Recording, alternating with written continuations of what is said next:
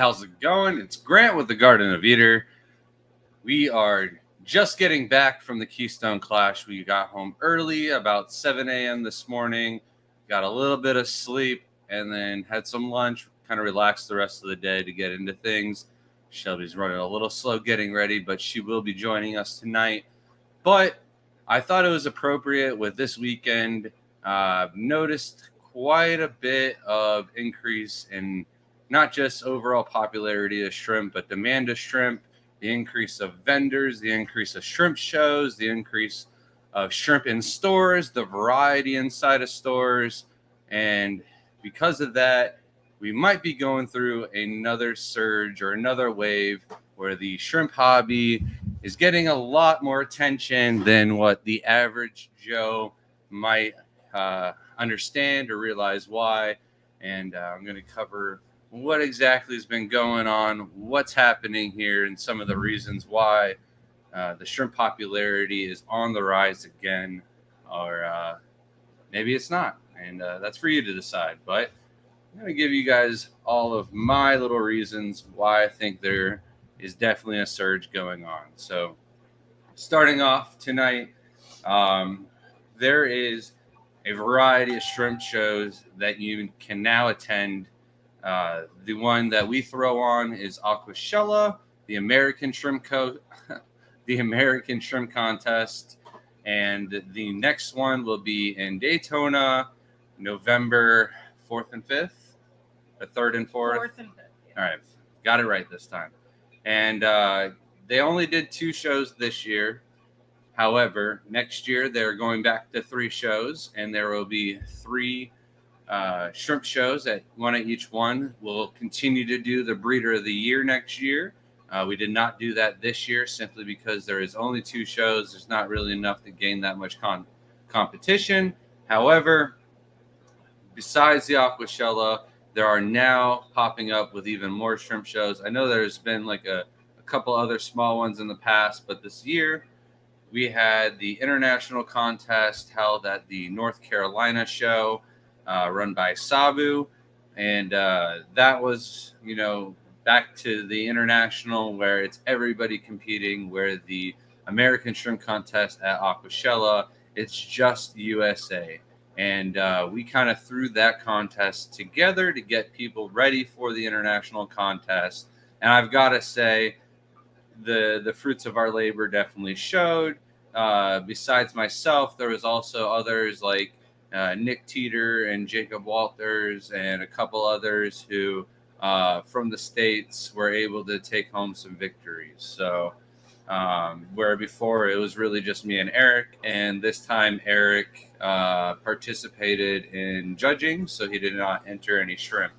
But there was a lot of entries, a lot of high quality shrimp, and a lot of the Americans showed that we might not be as caught up to the Asian breeding and the European breeders on par with genetics and quality, but I think we showed that we're closing the gap a little bit, and before long I think we'll have some big competitors who are taking this game a lot more seriously, and it was definitely showing in the genetics at the past few shows at Aquashella. There's quite a few breeders now who are entering really high grade quality galaxies, boas, and some of these shrimp are only to be found at the international shows, are popping up all over the place. Did you have something for me? No? All right. And then next year, there is a possibility of 2 international shows being held in North America. That's basically all I'm going to say without giving away any spoilers. I don't want to talk too much on that and ruin something, but there's, the possibility of 2 shows plus the Aquashella shows plus other shows like Oktoberfest. This year, Oktoberfest is hosting a shrimp display. The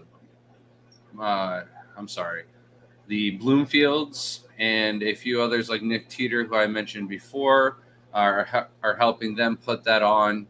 They wanted to do a shrimp contest, but I think they jumped the gun on it a little bit too soon and was not able to put everything together the way they wanted it. But props to them because they want to do it right and they don't want to just rush into things and have losses with shrimp and stuff like that. And, definitely the shrimp's health and whatnot are first and foremost at these shows. We do everything we can at our show to make sure the shrimp have the best possible chance to not only look their best, but to make it home to their breeders. So a lot of care and effort goes in, and we express that with them and on what exactly we do. And they realized they didn't have the time to prep and do that, so they're going to do some displays instead. So props to them. But next year, Oktoberfest could possibly have their very own mini shrimp contest. I'm not sure if it'll be open to other states outside of Oregon or if they're going to make it Oregon only residents, but it would be really cool if there was going to be more, individual state only contest. Like there's quite a good contest or group of shrimpers in Chicago, here in Florida, also in Texas, and other states as well, where I think they could actually put on little mini shows and have a good time.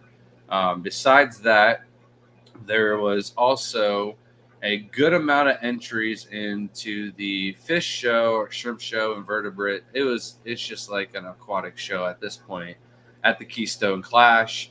I judged the Keystone Clash. It felt great. It's been a minute since I was able to do that. I used their kind of judging scoring sheets that they were putting together for the fish. Only instead of finnage, I used the quality of the shell. So I looked for stuff like bubblehead, hunchback, and short skirt, which I like to report that none of the shrimp in the contest had that. And then overall color, that was where a lot of the shrimp either won or lost the fight, besides size. And then, of course, how hard it was to breed that individual shrimp overall. But I took into consideration that certain Neocardinas are much easier to breed than the Caridina. But at the same time, I took into consideration what kind of Neo they were, how much effort and work it really goes into culling over whether or not they prepped the water and did all the hard work for Caridina over Neo. So that way, it really gave the Neos a fair fighting chance. Because last year, Shelby's Galaxy Pinto got beat by Red Cherry, and no props. Or I'm not trying to take away from the Red Cherry, but its grade and size and everything like that just did not compete with Shelby's shrimp at all. So I was happy to step up to the plate and judge that. Not only that, but they separated the shrimp and the invertebrates, where last year a mystery snail also beat Shelby's Galaxy Pinto. And then I entered a tangerine tiger that I thought would just be a for sure second place to Shelby's Galaxy Pinto, but that took third. And I was shocked that there was another tangerine tiger also entered the contest competing against me. But of course, there's no culls in those genes, and my shrimp took home the overall Tangerine Tiger award, right? This year, there was a Tangerine Tiger in the contest that just wouldn't let go for its dear life, and I had to give it extra points for its muscles because it was holding on to the air stone, and I was trying to just give it an overall health look, and it wouldn't let go, and I'm shaking the crap out of this thing, and eventually I was like, those eggs are going to dry up if I hold it out of water any longer, because it was buried also, and I didn't want to give it baby shooken syndrome. So I gently placed it back into the water, shoved the air stone in, and turned it around so I could get a full view of the tangerine tiger. But Abstract said, I heard a rumor this weekend that Aquashell is returning to Chicago. It's not a rumor. It is listed on their website already. Yep, they have all 3 shows announced. They got on the ball this year a little bit early and announced all 3 shows for next year. It's already posted on their website and Facebook. And Scuba C said, I'm done with fish shows. I think I can't be beat. I'm going to try shrimp shows. Hey, I love the contest, competition, but like you can't be done with fish shows until you walk away like the Goomans did. All right, Steve, you gotta take overall. So until you take overall at the Keystone Clash and like win it for your fish club out of state, don't quit. You still got work to do. You're still a small fry in the pond when it comes to some of those old timers out at them fish shows. The Goomans were talking a lot of smack too. If they didn't win overall, I was gonna be like, "Oh, what happened?" You guys were like saying, "Oh, this is why you're gonna find out our name's so popular and legendary. It's not because we're just a bunch of goofballs and a ton of fun." And I told them, when I grow up, I want to be just like them. So it's a lot of fun. Don't give up. And anyways, there's 20 entries at the Keystone Clash. A lot of nice shrimp. Like I mentioned, size and color really were the determining factor because all the shrimp were healthy and had nice shell quality. And then on top of that, last year we vended the Keystone Clash, and there was maybe another vendor or two that were selling shrimp. And then there was like 3 or 4 vendors that were selling plants. And then this year, I would say there was like 7 or 8 different vendors selling shrimp. The variety was definitely out there. I picked up some blue jellies from Mark Shelley. Also grabbed some of his emeralds.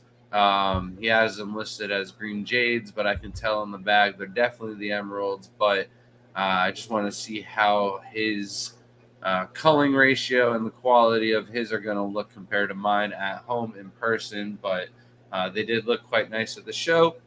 Excuse me. And the price was right. And Mark's a good guy. He bought some of my fancy tigers off of me not long ago. So I really enjoy having some shrimp from all the different breeders. And I didn't have anything from him.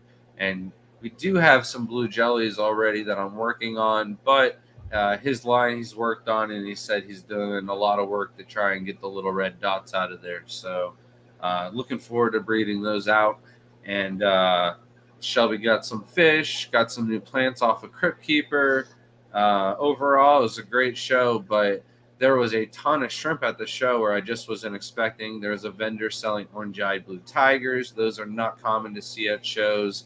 And then you had somebody that was selling a mixed variety of pintos from red, black, and even galaxy pintos. And then I heard a rumor that there was some snowflakes in the auction. So it'd be interesting to see how those actually looked. I did not get a chance to stay and check it out. All right, Sam the Man said, "Have you been shipped shrimp to Canada before?" No, we sadly do not have an export license. It just costs too much money to keep that, and then the shipping inside Canada and stuff like that. It's just not really worth it for us to work on that when we're having troubles meeting with the demand just here in the United States. But you never know. Maybe Crypt Keeper up there in New York can work something out and start shipping to Canada one day. It would be a little bit better for him. We're all the way down in Florida, and to travel those shrimp all the way up to Canada, and there'd just be one delay or something like that. I'd hate to see what would happen to those shrimps in the winter, especially. Anything else? Should I continue? And then like here's a big teaser. I can't spoil too much, but Scotty approached us about increasing the blueprint at the Keystone Clash, and I think I came up with the best idea possible. It's really gonna blow your mind, Scotty. If you're out there listening, you can give me a call maybe next week, and I'll have time to put some things in order and get things going. But I think you're really going to enjoy it. I think it works out for both of us. Me and Shelby have been talking about doing something for quite some time, and it should just take off and work out. And I think the Keystone Clash would be the perfect host for it next year. They did ask us to come and do talks. Shelby's going to give a talk. I'm going to give a talk, and then we're going to do a talk together. Since we do have the Powerhouse talk already prepped and ready to go about how we maintain over 300 aquariums, but by the Keystone Clash next year, it'll probably be how we maintain and keep over 500 aquariums, since we are quickly approaching on that. Jaden's room is finished. If you missed the announcement either last week or a couple weeks ago, I can't remember exactly when we finished that, but we should have some time maybe this week or next week to get that video worked on and out. Definitely happy with the results. Everybody who has seen it has been quite impressed, and we have shared pictures on Facebook too. So it is out there, but I think a video would get the perspective a little bit better. So besides all the shows that I just named, there's of course more and more shrimp at just where you wouldn't expect it, being your local pet store. A lot more stores have been reaching out to us for wholesale. They just can't keep enough in stock, and definitely importing and keeping shrimp here in the States isn't that big of an issue. But there is more and more people who are being informed and knowledgeable. The demand for homebred shrimp is surely going up. I think people learned that imports and some of the store-bought shrimp did not fare out too well for them.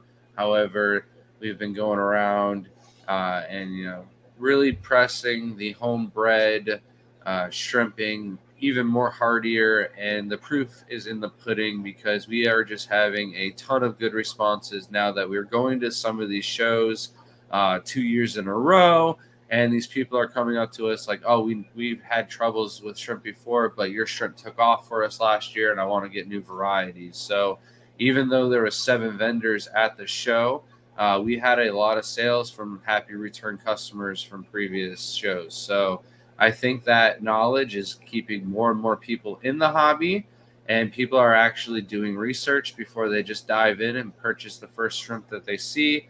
And they're getting over the fact that the smaller shrimp, although it's not instant gratification, it is more. Oh man, I can't find the word. I'm stumbling. What? The shrimp in the long run, it's just a lot nicer going with the smaller, more rewarding. Dang it, that's such a simple word. Why can I not think of it? We did just drive through the night, so took a little nap, but I'm not fully reset. So how is it going in Cosman? I believe we met at the Clash. Are the results available somewhere? I'm not quite sure.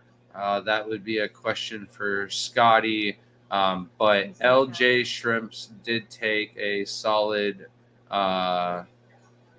win there with all 3 first, second, and third. But there was nice shrimp from both them and Crypt Keeper Timothy. All right. So besides just the increase in shrimp shows, while we're at the show, I'm noticing quite a large variety of people wearing shrimp shirts and shrimp merchandise, t-shirts, pins, and stuff like that. There's definitely something going on where the shrimp merch is their go-to, t-shirt or whatever to wear when going out to fish shows or the fish club events and stuff like that. I'm also seeing a lot of Ryan's t-shirts from My Wild Fish Tanks, but that's because he's got a lot of really nice puns. We just picked up t-shirts off of him the last club meeting of some Elasoma pygmy sunfish and a dip net, and it goes swoop, there it is, because you definitely know that feeling if you've ever caught one. Toop Dog said, any good ice cream up there? Almost got skunked. Almost didn't get any ice cream while we were up there. However, Crypt Keeper and myself made a trip to Sheets in the middle of the night and got a good variety of ice cream, handed it out at the hospitality room to a few people. And then on the way home, we stopped at a little inn. It's like a Dutch, Amish, Italian, American / it was like the good, not the Windmill Family Restaurant or something like that. And I had one of the best milkshakes I have ever had. It was an 8.9. The flavor is mainly why it was the best, because it was a raspberry milkshake. And usually, like, fruity milkshakes only come in like strawberry banana, or you can get like a mix of strawberry banana. So raspberry was definitely out of the norm and one of my favorite flavors. So I might have been a little biased on that one, but I couldn't find anything wrong with the actual milkshake itself. So I'm sticking to my high rating, and I'll definitely be going back there the next time we go to the Keystone Clash for sure. It was some great, refilling, refreshing food for us after the trip and before, after the show and before a really long drive home, because the trip was 16 and a half hours. So, but yeah, there's just a lot more shrimp shirts, shrimp merchandise. But besides that, overall shrimp accessories. There's a lot of 3D printed products out there for shrimp. There's a lot of different companies out there that have their own shrimp nets, that have their own filters, that have their own little shrimp tank setup kits now. Even just going to Petco and some of the other pet stores, if you gotta think over your nose. I can handle it. There's like little corner aisles and stuff like that end caps. That's what I was going to ask you. That have, I couldn't figure out what the word was. That have their own, whole section of just for shrimp. That it's really nice to see.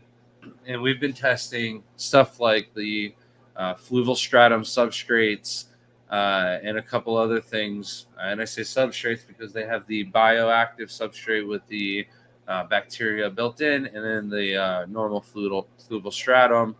These are both available to be purchased right at your local Petco, and that makes it a lot easier on the fly to get something set up. And if you don't have time or the patience to wait for shipping to get something, and testing it out, giving it a full review after a year, though, we do have quite the success in a variety of different shrimps, and some of them are higher quality, higher grade than you would think I would be risking on the fluval stratum, and it's doing just fine. So, but it's great to see that. And then maybe, one day we could even get a entire display similar to like Betta Fish, where they have their own little cups. Maybe we can do individual 5-gallon tank setups that don't have the fish in there to stress out the shrimp. Maybe something with black substrate where the colors can really pop, and proper names and stuff like that. That would be really something that would set the hobby off and take it to a whole new level. Petco is like the gateway, entry level,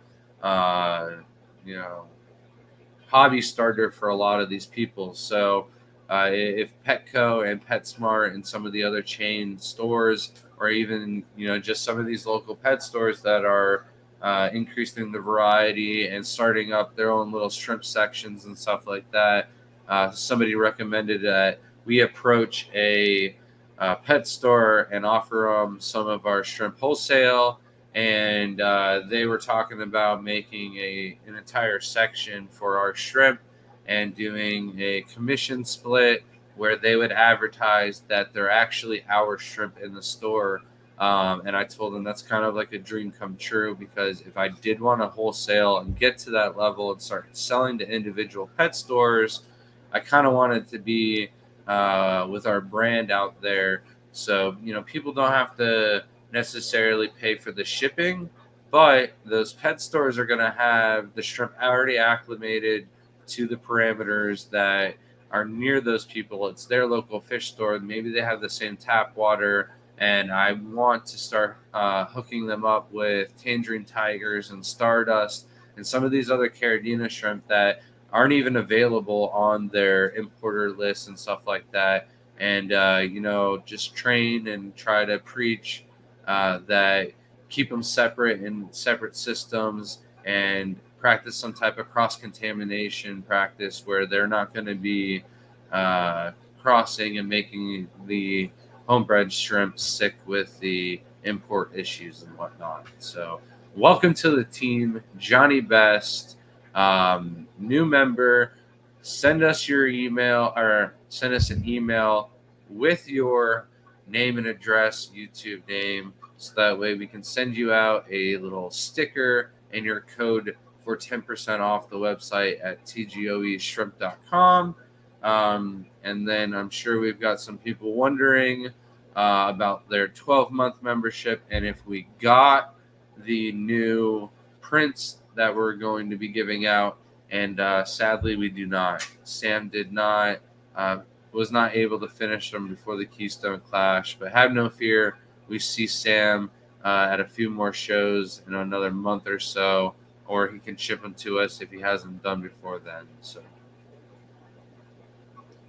Mike Hughes Fishing said, Grant, that clay kitty litter tested out, which under gravel filter gave me 0 kH and mid GH from tap water. That's Caridina parameters, correct? Yes, it is. However, do not rely on that for your parameters for Caridina, because that the kitty litter is only going to absorb it for so long, and eventually you're going to just have regular tap water parameters. So just keep at it. Maybe do some large water changes, and you'll be able to raise your pH back to a neutral level that I would use for Neocaridina or some tiger shrimp. Definitely not something I would say would be safe for Caridina, like bees. So, Sean asked, did you end up selling to that fish place? So, no, we did not. It was a little bit of a drive out of our way, and it was more into the way of the storm, and we made an executive decision and sold them to Lisa at Super Cichlids. And she was actually the one that is going to hold our shrimp in her pet store and put our logo. And we're going to work with her maybe even on selling mosses, plants, guppies. And then sky's the limit here comes soon, people, because we are applying for our commercial fishing license. And when we get that, South Florida is full of all sorts of tropical fish. We just got to learn the locations and figure out where we got to target certain species. And we'll be having a very nice quarantine system that we're going to be setting up here very, very shortly. I have my parents coming for a week and Gary Lang. So we kind of got to prep the house and keep it all nice for him to come by and visit. But besides that, after that's done, I want to go gung-ho on trying to get as many of the native variety species that are just near our house. And then maybe the month after that, we'll have time to go down to the glades when we go to Coral Springs and get some other cool species like Oscars and peacock eels and stuff. Sterling asks, how much Coral MD do you use when you rinse hoses? Do you follow the directions for Coral Frags for capsules per half a gallon? All right. So, yes, I follow the directions, but I definitely do like 4 caps for like a quarter of a gallon. And I definitely use it. I reuse it for a couple times, and then I make a new mix. I feel like more is better than what's recommended, because I'm trying to kill everything on the hose and the tools. Where the coral dip itself kind of saves the corals and stuff like that, I'm more worried about the residue. But the Coral MD is a little bit expensive, and in the past we were having issues, I thought, with rubbing alcohol, and we've been using a lot more rubbing alcohol these days just because the smell of the Coral MD, I don't know, was giving me a headache. So we kind of just switched over without letting anybody know. But the Coral MD definitely works if you don't have an issue with smelling it in your fridge, or not fridge, kitchen. You have like a supply closet or something that you can keep it in and store it in. But yeah, I just like the rubbing alcohol. It's convenient, and we just soak the tools with it, let it sit for 15 minutes, and then wash it off. Where the Coral MD, we were doing at least 30-minute soaks. Oinky, member for 8 months, said, "Do Galaxy Pinto have any unique care requirements?" Yeah, Galaxy Pintos are one of the hardest shrimp to take care of when it comes down to parameters. Besides the Sulawesi shrimp, the Galaxy Pintos are a B hybridized Caridina shrimp. They need low pH, and the only way to really achieve this in the shrimp hobby with keeping really stable, consistent parameters is having RO water with GH only minerals and then an aqua soil. We do have some videos on everything you need to know about Caridina shrimp. If you did happen to buy some of those Galaxy Pintos at the show, they might be hardy enough that they can survive in tap water for quite some time, but it would be best for you to rush a Caridina setup if that's the case, because they were tempting. They were pretty cheap. What would you say the best selling and most rare pricey Neocaridina? But hands down is going to be the green emeralds. Very close behind them is the green jades, but the demand for the green Neocaridina is crazy. They're usually one of the first ones to sell out the shows. I understand we didn't sell out of them at our show because Mark Shelley had his for half the price that we had ours for. So anybody that wanted greens, I understood that they bought them off of him, but we didn't come home with any bags. Lisa bought our last 2 bags, so we definitely sold some at the show. And then, yellows, reds, and blues are also in quite high demand. They're just right around $4 to $5 a piece, but they're always selling. Your realtor, Norman Thornton, thank you so much for the $5 super chat. So just emailed you all, super newbie. Wanted to thank you for putting out so much free info. Oh, appreciate that. Thank you for the $5 super chat. Certainly helps us out. We're going to use that, put that forward to you guys. I'll explain more on that in 30 minutes on this week's winners. Surprise. Anything else? Back to this? All right. So besides all the shows and everything I just listed, the proof is in the pudding for us in overall sales. I've already mentioned this last year. We quadrupled our sales last year from the year before. And then this year, we're already doubling our sales from last year. So just in the past 2 years, there's been an increase in 8 times the amount of sales that we're getting through the website. Yes, we've got some plants and we have some shrimp foods and stuff like that on the website, but that's not even like 5% of our total sales on the website. 95% or more of our sales are just shrimp. There are some fish and other things like that, but majority of the things we ship out are our shrimp. So the foods and the salts and everything like that is a very, very small percentage of our sales, and it's mainly just stuffing and then extras that people throw into their boxes to try and get the free shipping that we offer for orders over $100. Do your parents sleep next to the tanks too? My parents? Yeah, because you just said that they were coming. No, they won't be staying at the house. They'll be staying with their parents, which is his grandparents. I don't know if they'll be staying at my grandparents though, because my mom needs the AC cranked down to like 70 in order for her to sleep. So I think they're getting a hotel because my parents are older and they keep the house around 80, and it just doesn't work for the two of them to live together, right? So back to me. So yeah, just the increase in sales isn't necessarily a direct reflection of the hobby. But if the hobby was dying, I don't think it would be possible for us to have the numbers that we are having. And it's not just us. Shrimp stores, vendors, booths, hobbyists that are just selling out of their own personal stash are definitely increasing and popping up all over the place. I am not even worried or concerned about the competition at all. And the fact is that the more shrimp sellers, the more people are having success and selling shrimp and making even just a little bit of side profit from this is going to increase the popularity and the demand of the hobby itself.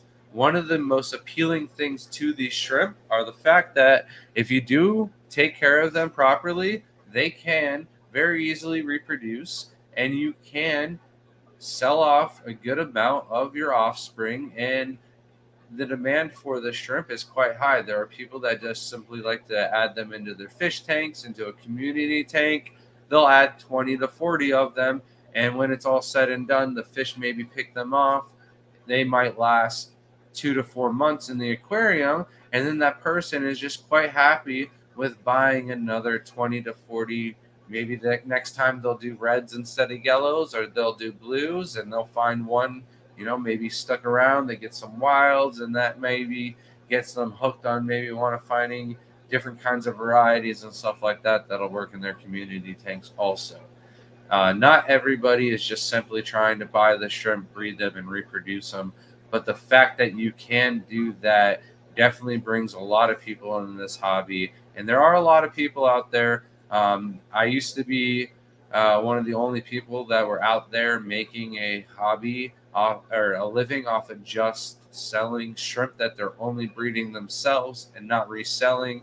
But just at the show last weekend, Mark Shelley is also doing this full time.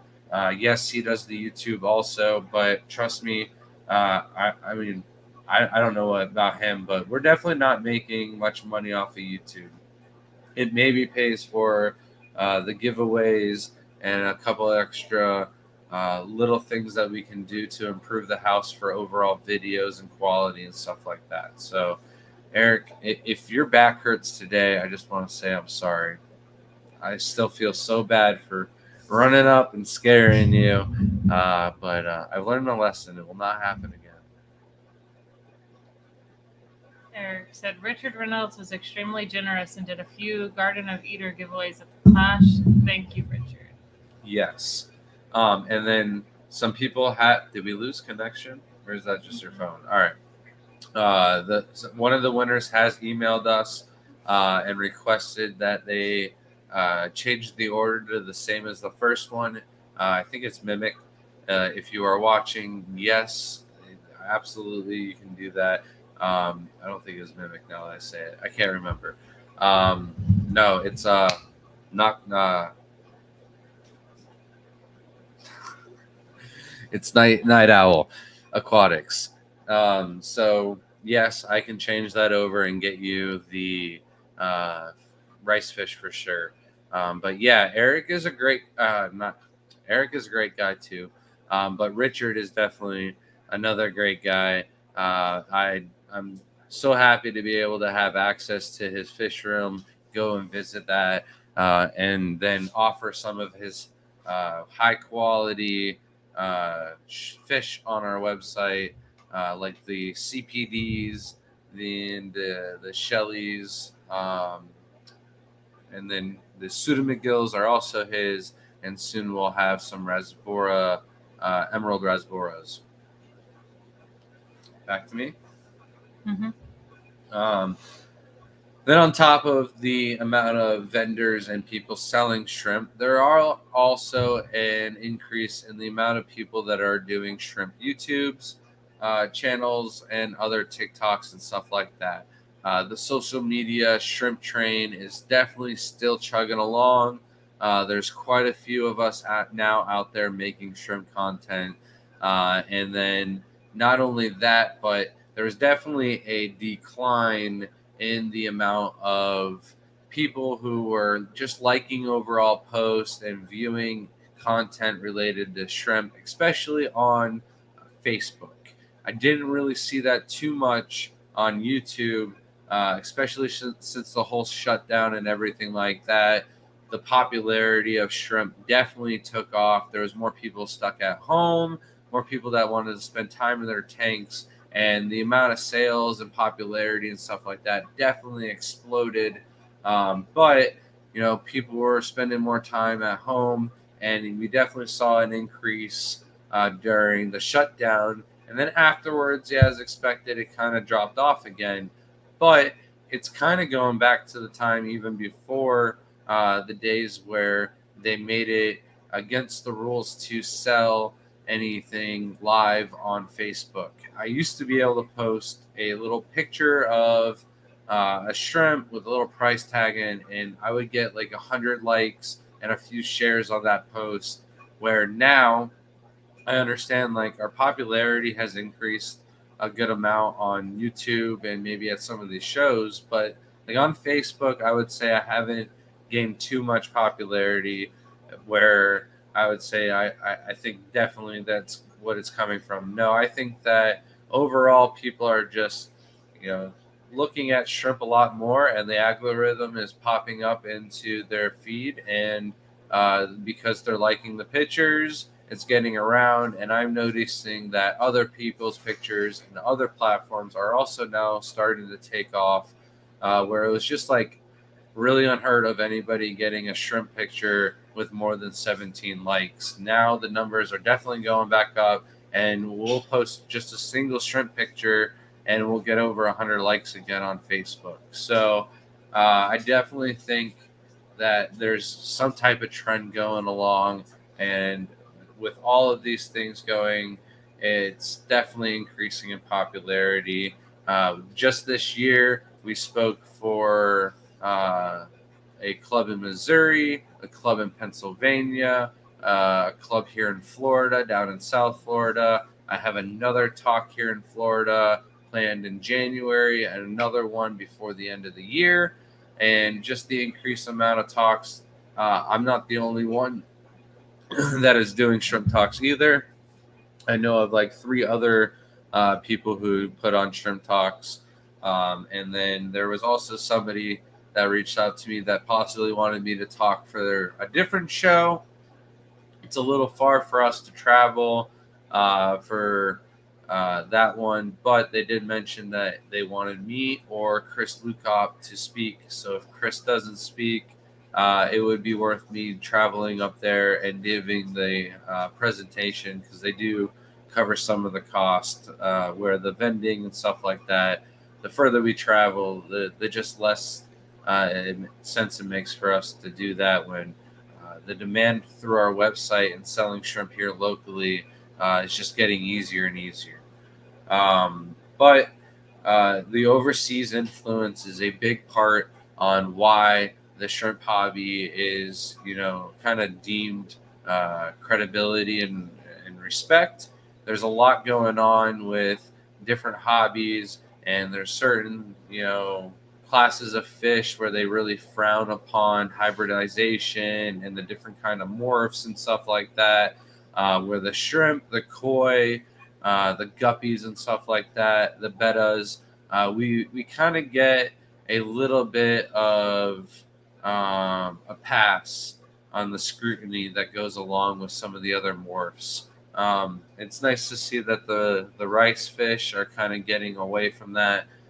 But people definitely don't want you crossbreeding rainbow fish. They definitely don't want you crossbreeding Achilles fish.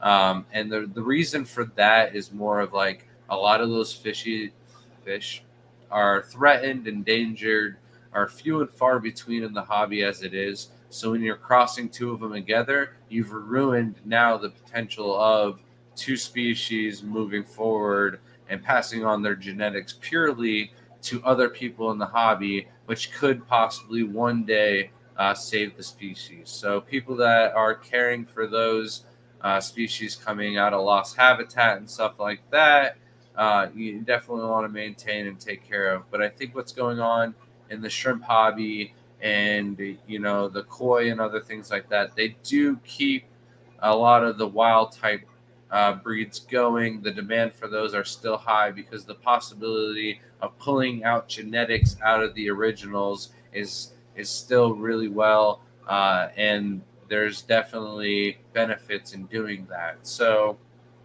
um, just the fact that there's Asian breeders in Taiwan, Singapore, like Benite, even all different countries in Europe and South America, and even in Canada, and all over the world, really, where they're getting into breeding these morphs and celebrating and having contests and celebrating achievements. I skipped the word there, but just the fact that they're sharing this and posting it on their pages and social medias, and sharing information and stuff like that, it's going to grow the hobby.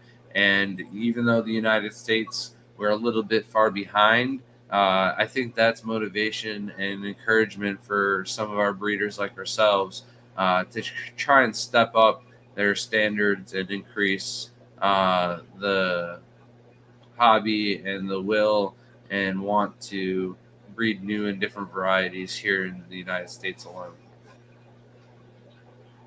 Did you ever answer that? Ever thought to hold a viewer shrimp tank competition video? Have people send in images of the tanks they set with your stock? No, I did think about like possibly doing a contest where I host a grow out, instead of selling off one of our new lines of shrimp. I sell off some of the babies as individuals, and I host a contest on who could possibly grow that shrimp out the fastest. I was thinking maybe with like some of the Yellow King Kong really varieties, but then I'm like, well, there's a hard possibility of those changing colors. So I got to think of a different shrimp that is hardy enough that a lot of people could participate in and make it a lot of fun. But uh, ideas that seems like more work than I have on my plate. Maybe something in the future. All right. Um, that does cover everything that I did have to kind of hit point wise on this topic tonight. If anybody has any questions or concerns or anything like that in the shrimp hobby, I could definitely go over and help that. I do have a friend in the hobby now for quite some time, who's like trying to get started and make his own little cornerstone where he can start making some profit and just kind of build up his own little life, not just with shrimp but keeping aquatics in general. But I think his knowledge and skill level is more shrimp related, so he's trying to get going there and then kind of branch out. But it's not very easy to get going and get started in shrimp keeping. A big reason why we're so successful is the two of us both have the passion for it. We both have the knowledge for it, the skills to keep and take care of stuff. It's quite hard to get to a level and a variety where you can keep this many different types of shrimp and breed this many types. So the fact that the two of us are able to work together so well, and we are able to keep so many varieties is a reason why we're so successful and able to make it. The YouTube definitely helps, and there's a lot of people I think that are recognizing that and that are following suit and getting started. And social media in a whole, if you're able to post, the more posts you can make in the more places you can make that post, the better you're going to do. Just like fishing, the more casts you can make, the more holes you can fish and stuff like that, the more fish you're going to catch and the bigger fish you're going to catch also in the long run. So keep trying and stick to it. Don't give up. But you definitely got to put yourself out there and definitely try and branch out and do as much as you can without stretching yourself too thin. We definitely took things slow. We worked our butts off in other professions to try and put food on the table to make sure that we weren't struggling too much. There's definitely times where we struggled, but we just kept pushing forward, chasing the dream, and we are overwhelmed by the amount of people who lift us up on their shoulders at some of these shows as like we're already legends, and we're just walking around, and it's a good thing to remember. My dad always telling me, "You're a legend in your own mind." Back when I was cocky, just playing sports and stuff like that. So I definitely have that ringing through my head, just going through those shows, so my head doesn't get too big because you guys have put us over the top, and we have a lot of you to thank for that. So we couldn't get to that point without sharing these videos and putting ourselves out there. You suck the first time you try anything. So just keep pushing. And it's really the people who never quit who succeed. The people that keep pushing through the hard times and just keep chugging along. And then in the end, you've got the skills, you've got the experience, you know what works and doesn't work, and prioritize. And then maybe one day you can go back and you can keep some of the stuff that really didn't make you a lot of money, just because you love keeping them. And that's kind of where we're at, and we're really lucky to be at that point. But it's definitely opening up to where more people are having opportunities in this hobby. And it's really sad. I've watched some people really crash and burn this year where they could have done really great things. So stay trustworthy. Your name, your reputation is everything. So just remember that moving forward. And customer service definitely goes a long way. Please forgive us if there's anybody out there that's waiting for us to return a question. It's quite possible it's gotten lost in all the chaos from these last few weeks. So don't be scared. Reach out to us. You're not bothering us by any means. If anything, it's bothering me thinking that there could be somebody out there that didn't get a response to a question or something like that. So especially if it was a priority and an emergency, I didn't see it. Send it again. I'll take care of it. We've got the means and the ability now. All the orders from everybody that put in an order last week will be shipped out tomorrow, except for the one person that required weekend arrival. We will take care of that on Wednesday for you, or I will. No, we both will. Shelby has the whole week off. I'm so lucky. I don't know how I got that lucky this week. In the past 2 weeks to have. Oh, you did work 2 days in this last 2 weeks, but very lucky. And driving home and just doing the show and everything like that, couldn't have done it with anybody else other than Shelby. So definitely take your means and your breedings and scale up appropriately, or force your significant other to become. I didn't have to do that with Shelby, but some of the other people are definitely nudging their significant other to help a lot more. And trust me, those people are appreciated. Anything else? TGOE, do you recall the water parameters y'all have the CPDs from Richard in? I got a handful several months ago, but not having the best luck with them.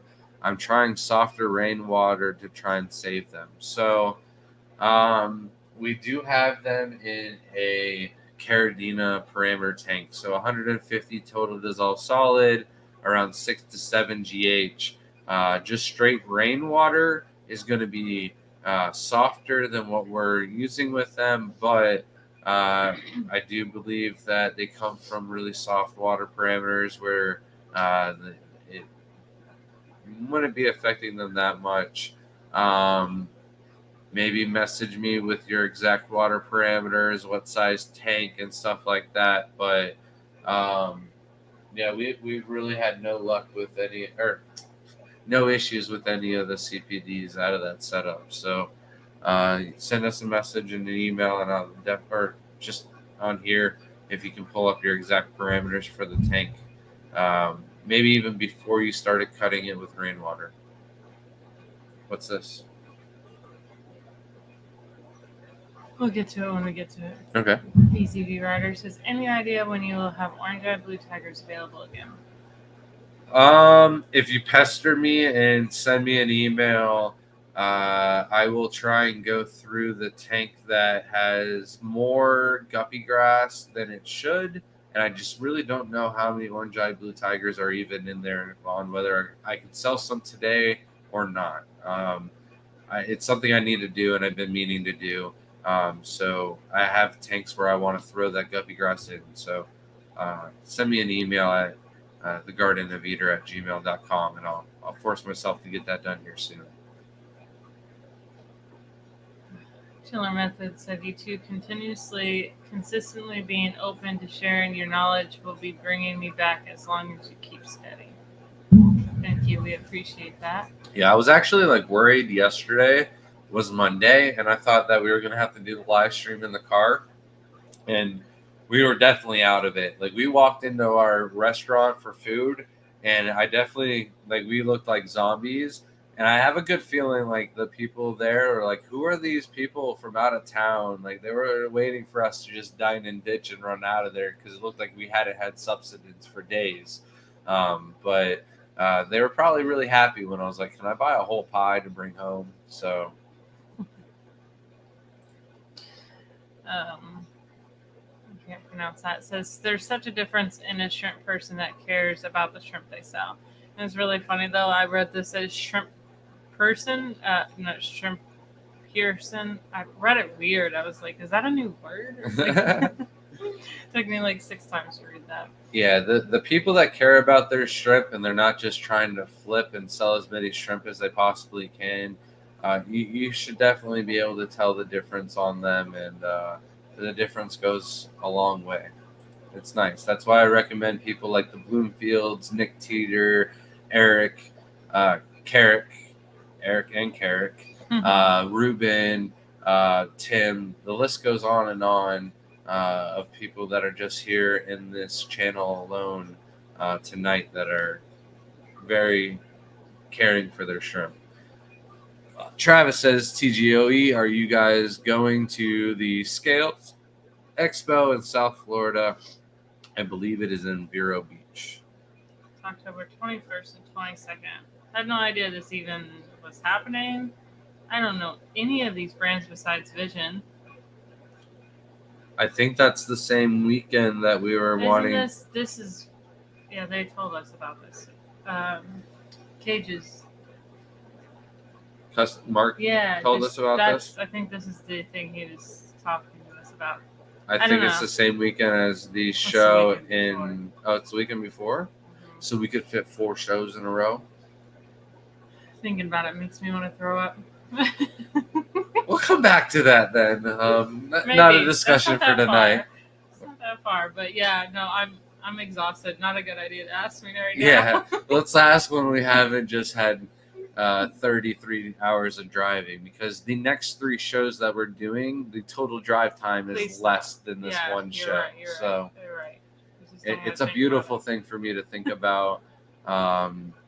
So it definitely helps out, and we can pack the car up with a lot more stuff. Oh, so. He was asking about Aqua Expo. Yeah, we'll be there for sure. That's already planned. We already have a booth. But now you just got us stuck into going to another expo. Way to go, Travis. I want to, though. Yeah. Good reminder. I'm not upset. We're going to have to start a YouTube just for Fish Fam karaoke night. So we're coming up on the hour. It is not the week for the Crypt Keeper question of the week, but there is a meme that I would like to share in Crypt Keeper's memory.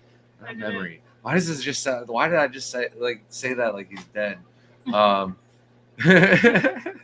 In his absence, it still sounds like he's dead. All right. It's terrible. Getting worse. Yeah. At the Keystone Clash, Crip and LJ basically dominated the entries for the shrimp, and LJ took home first, second, and third. But Crip did not go home a loser, He took, I think, first and third in snails. And you will not believe, I mean, unless you were there, you'll believe it. But you will not believe the, what are we trying to do? Go to your messages on Facebook, and it's Oh. got this stupid business crap. Yeah. I don't This is know why you're stressing in me this out. one. I can't get out of this. Go to that one.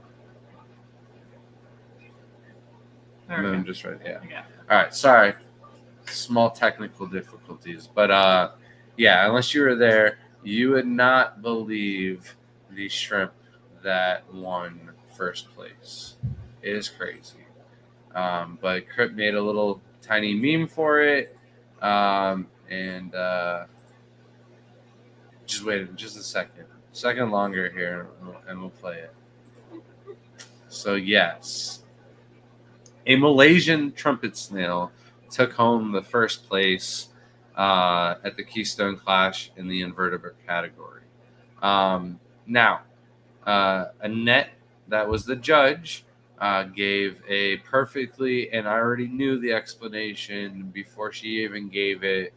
Just quickly looking through the snails, I thought it would be funny if the Malaysian trumpet snail won because there was no melting or cracking or chipping or anything along those lines to the shell of the Malaysian trumpet snail, where all the other ones had that, or some type of deformity on the face of the snail or something like that. So the Malaysian trumpet snail won, and yeah, congratulations, Crypt Keeper.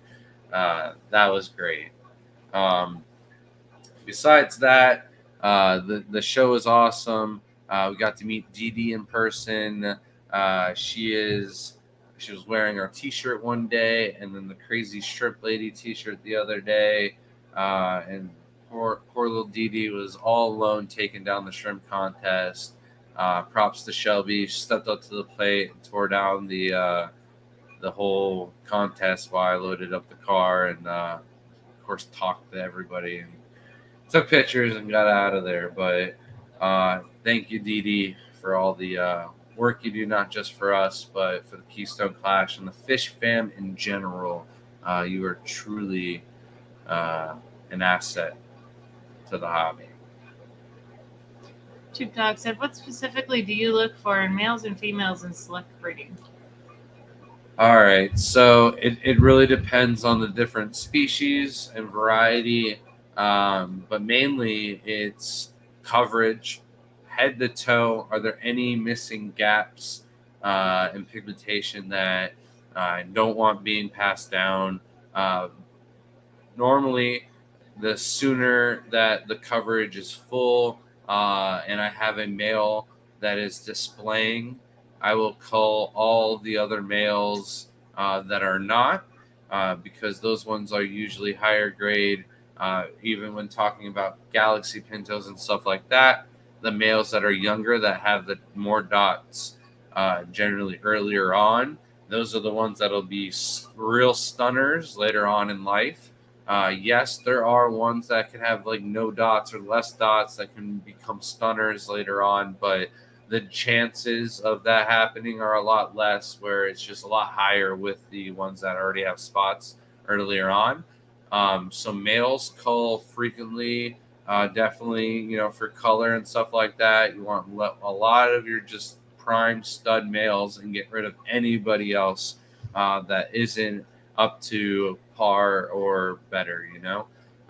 Then with females, I am a little bit more lax depending on what strain or what tank it is. Definitely competition tanks. I yank out any females that aren't, the best of the best. Where, some of the high grade tanks, I might leave a nice medium grade female that's just borderline, not what I consider high grade, just because her with a high quality male is still going to produce a majority of high quality fancy red tigers or Galaxy pintos or whatever the genetics might be in that tank.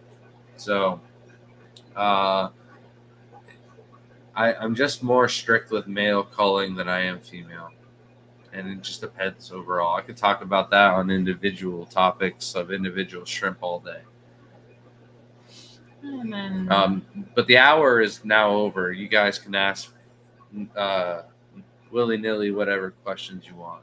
Living Dream Aquatics says, I know I asked a few weeks ago about a chart PRL grades, and then I found as you directed, I'm having issues finding any charts for grading fancy red tigers. Do you know of any offhand?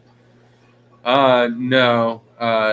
Even like the Galaxy Pintos and the Boas, the breeders themselves all have their own type of grading scale, and it's best to just look up high, medium, and low grade. A lot of people use the S charts or the ABC, then S, then SSS, SSSS plus. You could just break it down into so many different grades when you're doing that I like to just stick with high, medium, and low. But I do have culls as a grade that I would consider, and then competition grade is a much higher level or standard than just a high grade shrimp. So it's just simpler for my little brain to put it that way than get into all the S's. But no, for me, low grades are fancy tigers that have very little spotting, if any, but still have a good little tiger stripe on the body, and then full coverage head to toe, no real breaks in the pigment. Some little pigment gapping is okay, but the less the better, right? Then mediums should really have none of that pigment gapping at all. And then the nice tiger stripes on the body and a good couple of dots on the head, where high grades are going to have perfect tiger stripes on the body and then as many dots as you had ever seen, with the highest quality of pigment, nice shiny bright white, and then good, maybe even black and blue coloration to some of the higher grade blacks is a possibility, instead of just solid white. And then the red could be bright ruby red or dark red.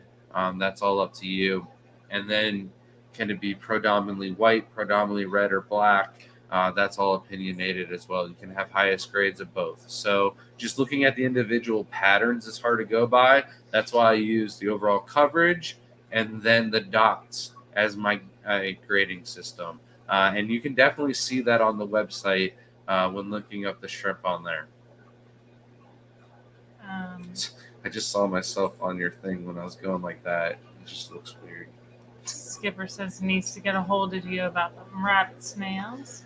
Yeah, maybe for next week, just give us some time to catch up with all of our orders that were not shipped out on Monday or last Saturday. And then there's a bunch of orders placed today, plus all the moss and stuff like that we're trying to get shipped out. You can go over DD, and then real quickly, I'm going to bring up my. He said that Tim Crypt Keeper gave all the show shrimp to her. Yeah, that's because I heard you paid more than what he asked you for the shrimp. So you were just being kind, and he was just being kind in return. And that's what I love about the fish family is there's not a lot of greediness going on. There's a lot of love. That's why it's sad to see when like somebody walked off with a box of shrimp sticks at Crayfish Empire. Yeah, definitely upsetting to hear about, but he handled it like a champ. He definitely saw all the silver linings. Like at the end of the weekend, he didn't sell out of those. So, and he sold a lot of other stuff that he wasn't thinking was going to sell. So, small things, but I do have the list of the leftover moss ready from the Keystone Clash. So we do have 5.5 ounce cups of Xmas moss, spiky moss, peacock moss at $8 each, some mixed moss for $5 each, and weeping moss for $10 each. All of those are buy two, get one free. The more you buy, the more freebies I'm just going to throw in. And then we have some 2 ounce cups that are left over. mini Xmas Moss, mini Pelia, Sawassertang, and Rickia. And those are also buy two, get one free. You can buy a variety of all of them. You can mix and match. And I'll just take the cheapest ones as your freebies. And then on top of that, you can email us on those at thegardenofeater@gmail.com, and shipping is only $10 flat rate. Of course, you spend $100 though, and I'll waive that shipping fee. And you guys can feel free to add any of the shrimp and dry goods that we have on our website into that order with no extra shipping fees. So just wanted to offer that to you guys. We had no leftover shrimp except for a couple of bags that I threw into tanks that I thought could use a little bit of healthy stocking to them. So we were very lucky that Lisa took our shrimp at a better price than What the Fish did, and we didn't have to drive all the way. So shout out, all right, What the Fish? Yeah. Or What's wrong with you? huh? You need sleep. That fish place. Oh, that fish place. I'm sorry. What the Fish is the live stream we That watched. yeah. Oh my God, that's another thing that we participated in at the Clash. So it's fresh on my brain. I don't think anything's fresh right now. Touche! You got me there, Shelby. The answer is Zinger. All right. What was the name you settled on for the orange Neos that come from the Green Jades? Also, what's the news on them Purple Tigers? I don't feel comfortable naming the orange Neos from the Green Jades or Emerald something else because I got them from somebody else. Mike, if you were in the chat tonight, I can't remember what you came up with or what you wanted to work on. I really haven't had an explosion in that tank to where I want to sell any of them, so I haven't been too worried about that. The Purple Tigers, I think I explained this to somebody at the show, so you're not the only ones that want the Purple Tigers. There's a part of me that's like, all right, I'm ready to sell the Purple Tigers and share the genetics with the world. And then there's another part of me that goes, Grant, stop doing that. You keep selling your stuff early before you start up a second tank, and then something happens and the other tank slows down, the reproduction rate goes down, and then I don't have the other shrimp to kind of swap around, or I get stuck with a horrible male-female ratio, or the person does, and I don't have the means to make that right. So I'm kind of teetering on the side of letting the Purple Tigers breed out just a little bit longer and just make them available once I have another aquarium set up for them. I have an idea of using one of the tanks in the brand new area in Jaden's room. Some of the tanks are fresh, and I would like to throw them in there because if a hurricane or something happens, we can run the AC and keep that room nice and chilled. So kind of like using that room as a backup for all of our tanks. The other tank is going to be used for Hummel shrimp, and then from there, I'll be able to send some out to like Luke Wang, who has been waiting for those patiently. Hold on, brother. I'll get them to you, I promise. Anything else for me? Mm-hmm. Okay. All right. Easy V Rider. So I've heard you say tiger shrimp can typically handle Neocaridina parameters. Do you think there is any downside to using RO water adjust to Caridina parameters without any aqua soil? Yes. So the reason why it's a bad thing is because without the aqua soil and without the KH, what exactly are you using to keep your pH stable? So if everything's inert and you have 0 KH, your pH is going to go up during the day and down during the night when the lights are on.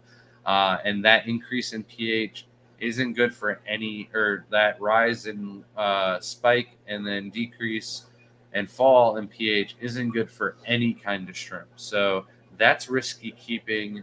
And that's a hard thing for chemists to get over is the 0 KH and having the pH being stable, but the aqua soil just does that. That's its whole purpose. Is that it? That was such a weird way to end that. I don't know how else to end it, but that's how I ended it. It's a glass box hero, which is Danny. You don't have to tell me that.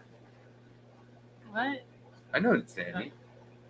We're hanging out this weekend. Yeah. Shelby won the aquascaping competition. If you want to see the tanks and how they were made, be sure to check out the video I released about 2 hours ago. I can't believe we put the video together that fast. So Oh wow! everyone go check that out. I've been excited about that. He is like the main videographer of the aquascaping contest. I also heard you had a They should have voice, paid and him. I missed your part of the You did. the singing. Yeah. But I can't wait for those videos to come out either. I got to meet somebody who I've known in the hobby for a very, very long time. I've been friends with him before I was like what I consider to be a big dog in the hobby. He originally comes from India, traveled over here, got into the shrimp hobby, been one of our biggest supporters, been one of our a customer of ours, but overall been just a good friend. Like I've just had good conversations with the guy. And then he had to move back to India, got out of all of his shrimp, but just recently moved back to the States, getting back into things. And he even said it himself, he kind of fangirled over the fact that he got to meet Shelby and myself in person. But I think while you guys were all singing, he walked outside, and they're not part of the whole fish fam. They're just kind of hanging out for a minute. And then we were going back up to bed, and I hung out for them. And it was just great conversation.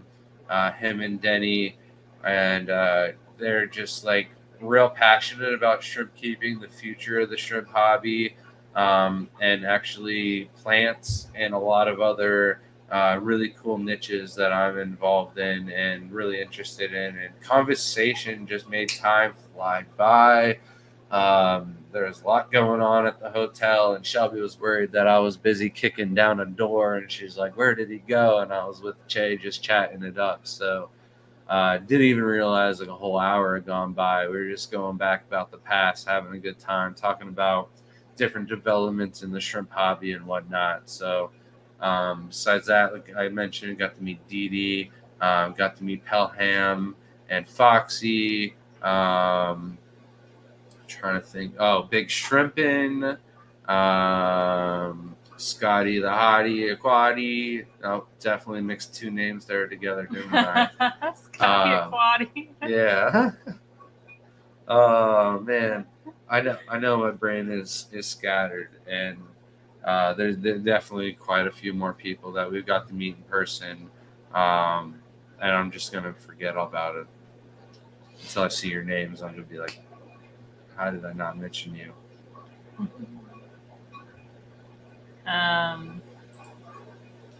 Sterling Aqua Shop, thank you so much for the $4.99 super chat. Says, I don't blame you for holding on to the purple tigers for longer.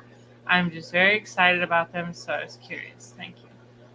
And then so whoever it was, I was talking to them about the purple tigers, but they just wanted normal tigers. I think it was LJ, just wanted normal tigers.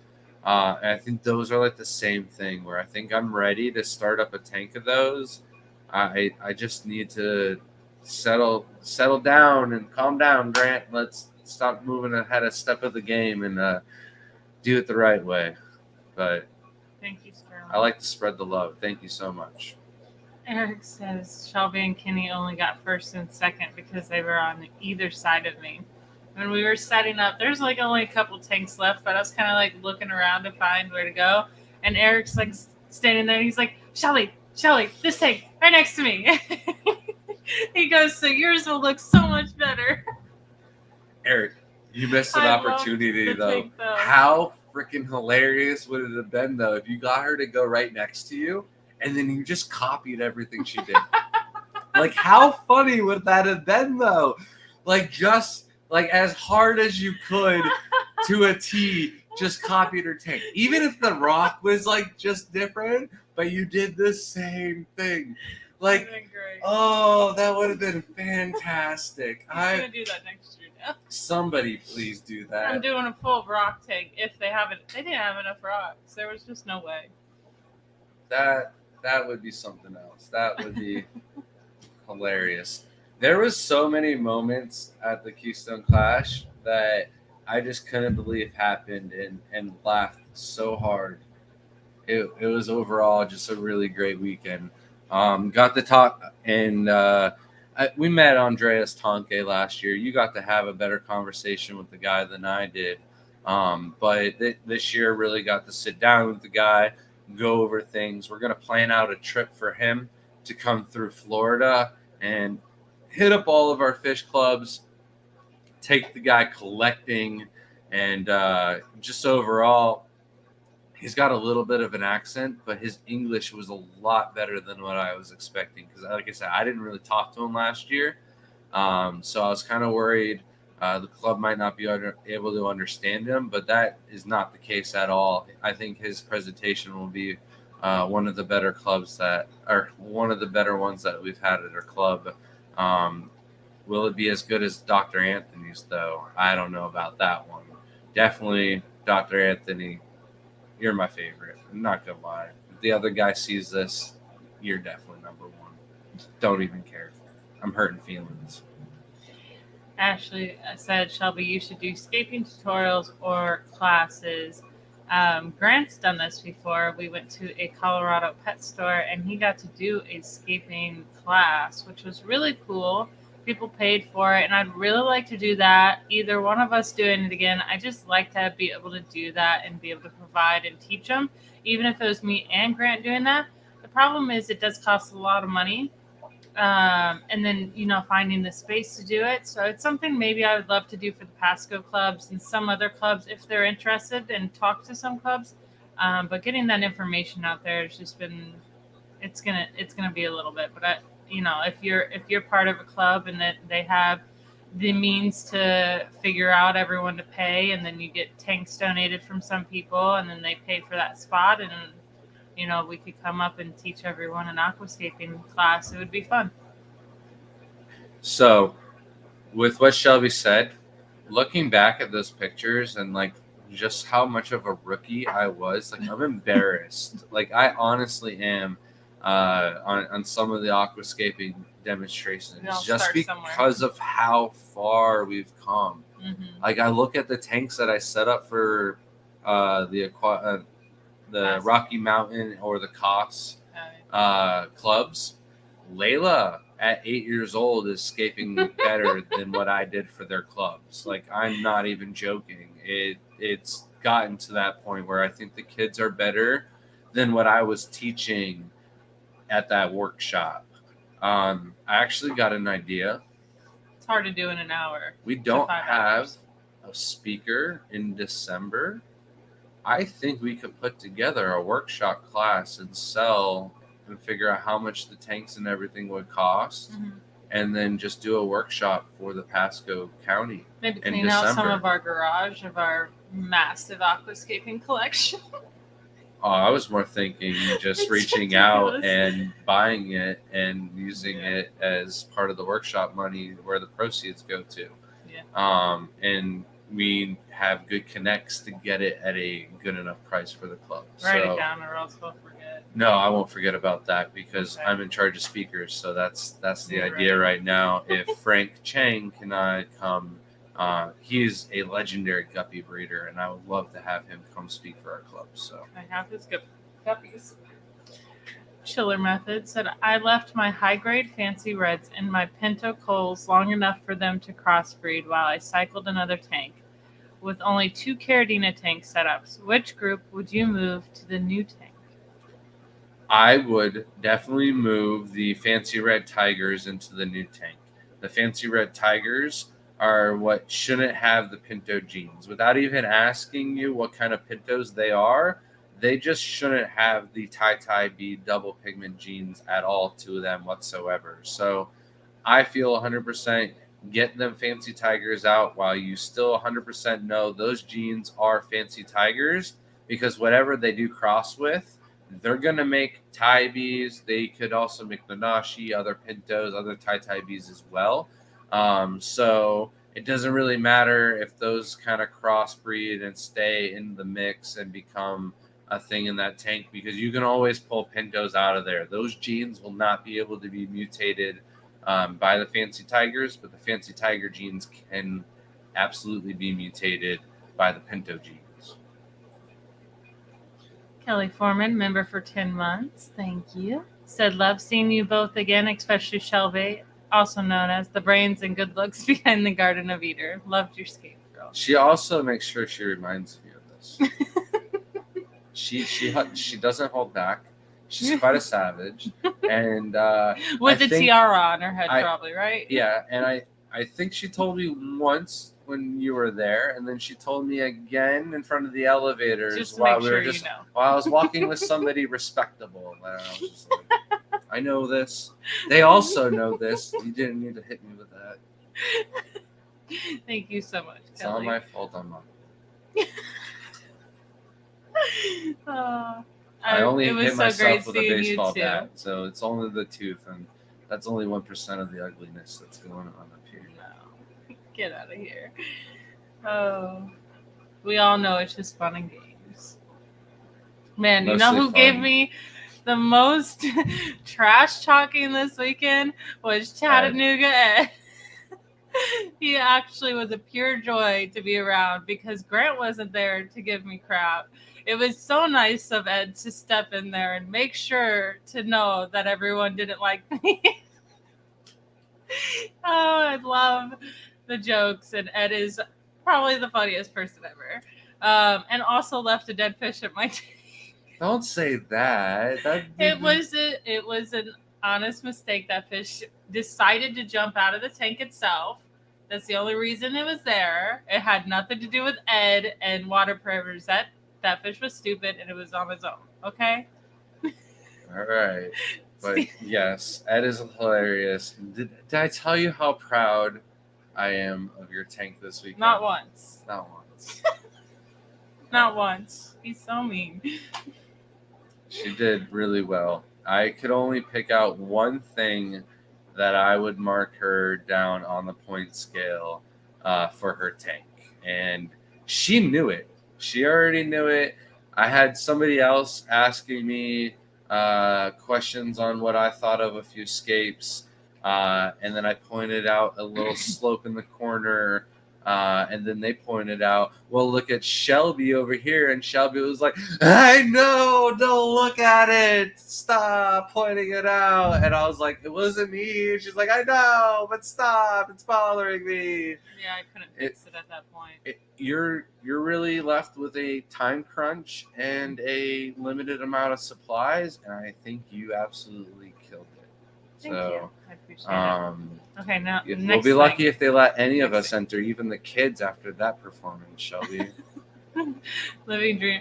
It could take 1 second and one judge to like someone else's tank. There was a lot of competition this year, and I did enjoy a lot of the tanks. I think it was Tank that got third. Mm-hmm. Maybe not. The Dragonstone tank that had the cut pieces, if they could have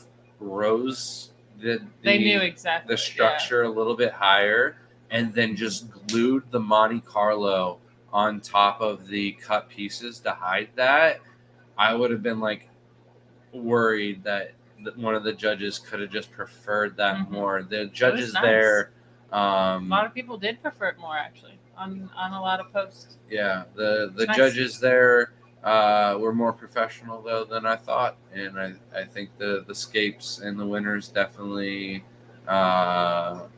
portrayed their skill levels a lot better than everyone that competed last year to this year. They haven't even had practice, and their tanks look phenomenally. Lefty's tank blew me out of the water. I didn't know that was Lefty's tank. He is executed very well. Scuba Steve's tank. He had some issues with it.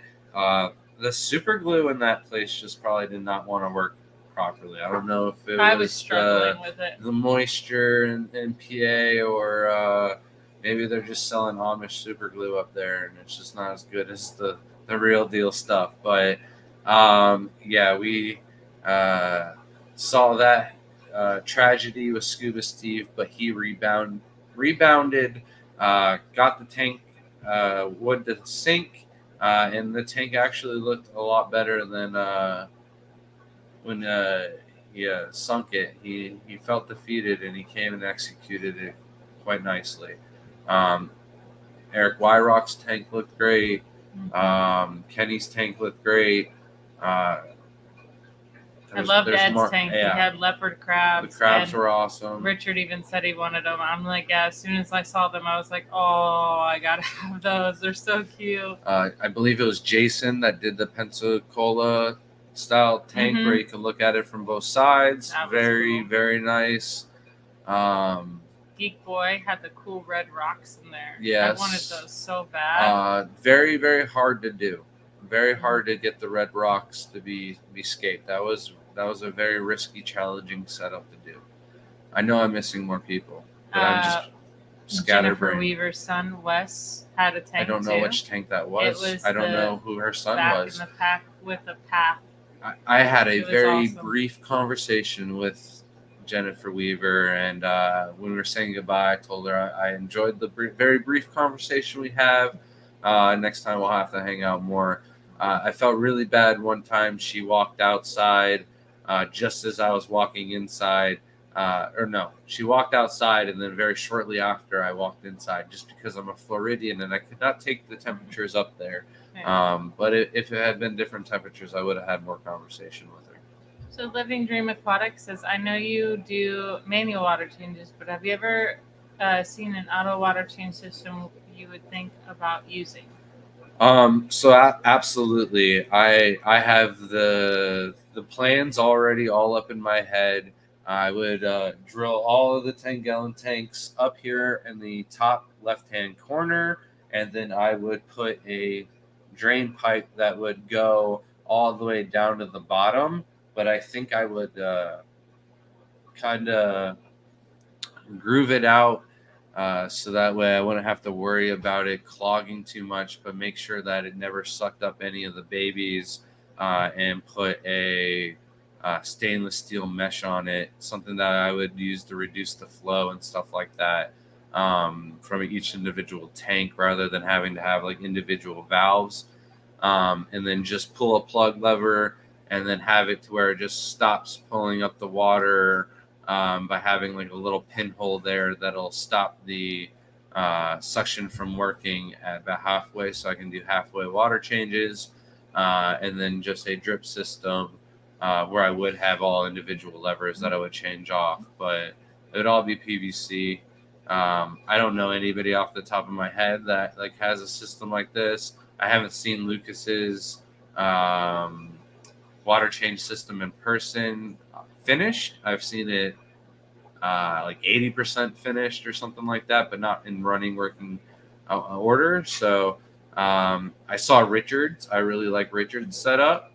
And what I would do is something very, very similar to Richard. Just like I mentioned, Richard's water takes Richard's outflow takes the water off the top of the water column.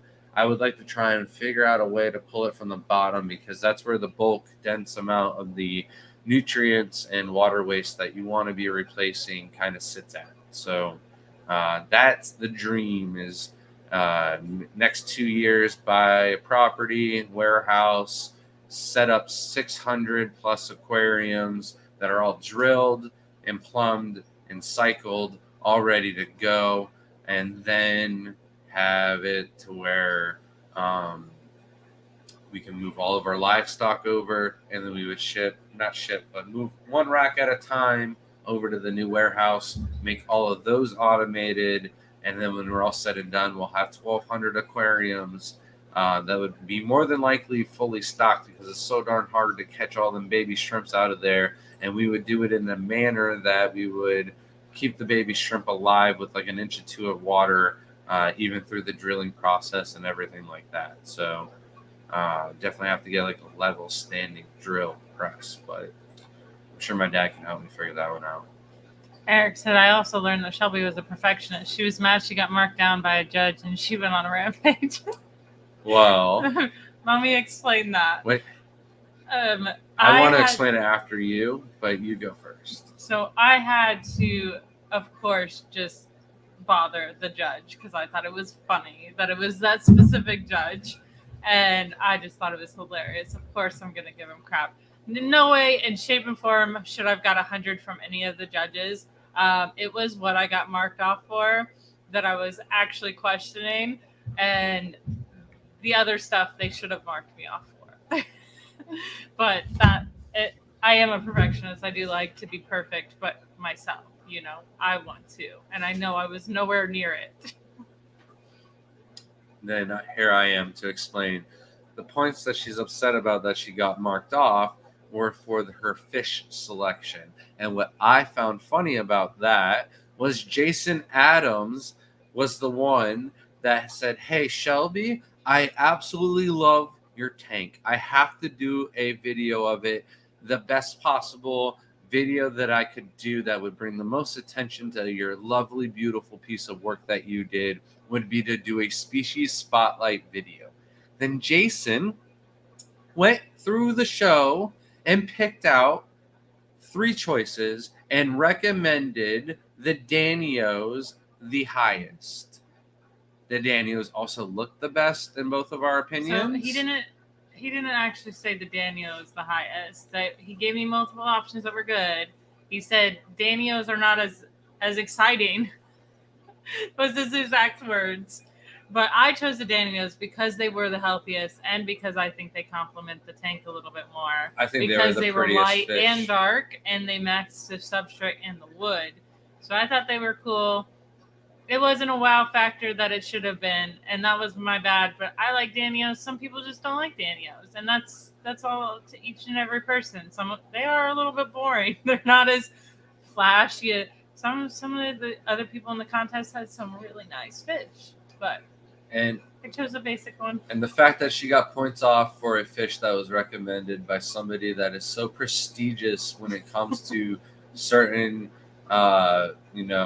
species spotlight videos, and that's what his intentions were for the video, you'd think that it would have been a zinger. And I thought it was. I thought they were perfect compliments for the tank. Shelby even thought so. And, we went over there. Cool too. Yeah, definitely. I didn't think about that. Why didn't I get some Corys? And I kind of snuck some Corys into the house. Damn. I messed up. Easy V Rider says, so do you think it would be a good idea to add GHKH minerals to my tank that I have set up for Caridina parameters without aqua soil for my tangerine tigers?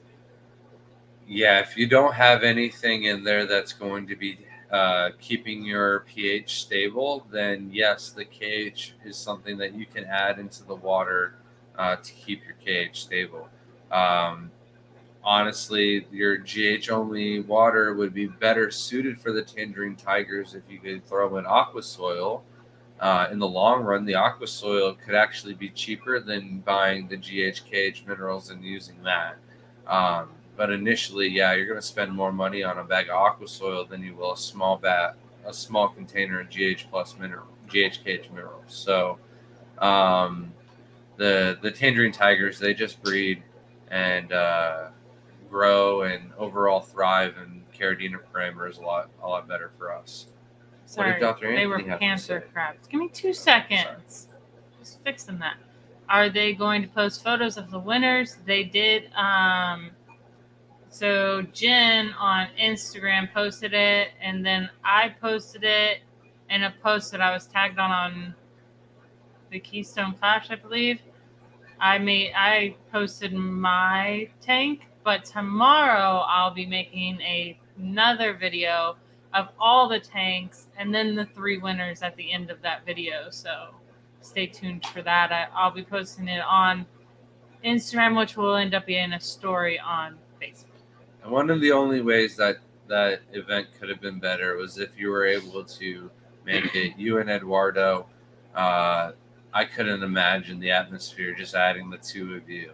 It would have been over the top. It would have been great. But I'm hoping your back is feeling a little bit better, and of course resting, not having to travel and stuff like that, hopefully is what you needed. So hope you're feeling better, Doc. And next week we'll make sure we get those flagfish shipped out to you. We're gonna have a good time when Or we Wednesday if we have time. hang out with Nathan finally. Every time I see someone put MSG, I think of food. MSG, make it so yummy. Get that from Uncle Roderick. Yes, I have the same exact reaction. We're gonna get along just well. Aquashella and maybe Aqua Expo. Oh, Boots and Cats has a 12-hour holdover. That's miserable. Hopefully she gets home soon, though. It was nice meeting you at the Clash. Oh, sure. Grant needs demands playing after show speaks. It wasn't You're so funny, mansplaining. It was just a point that she did not hit on. And I know she wasn't going to throw Jason under the bus, where I'm quite fine with throwing Jason under the bus because I see Jason and I'm like, so you heading out? And he's like, oh, no, I'll be around. And that was the last time I saw Jason. He was not around, okay? It seemed like he was just there to speak or something. No, we had dinner with Jason one night. It was great. Skipper will also have a video of the winners, too. Nice. And of course, thank you, Skipper, for sneaking us a little soil.